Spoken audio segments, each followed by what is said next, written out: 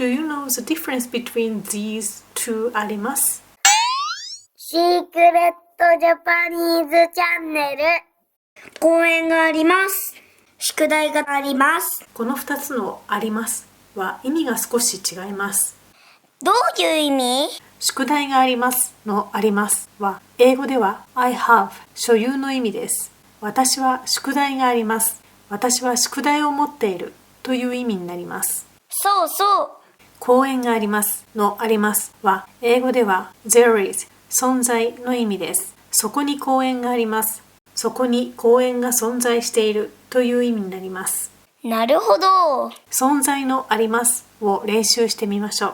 そこに公園があります。そこは2人がいる場所から少し離れた地点のことです。あそこにコンビニがあります。あそこは2人のいる場所からさらに遠くにある場所のことです。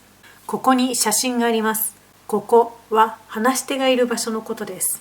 写真の漢字の書き方を見てみましょう。写真の写は写す、英語でコピーの意味です。漢字は上から書いていきます。読み方は写、写などと読みます。写真の真は誠、英語で true の意味です。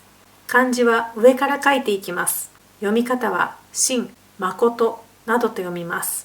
次は疑問文です。はーい。あそこにスーパーがありますか？いいえ、ありません。そこに郵便局がありますか？郵便局はポストオフィスの意味です。はい、あります。ここに鍵がありますか？鍵はキーの意味です。いいえ、ありません。最後に日本語で言ってみましょう。そこに公園があります。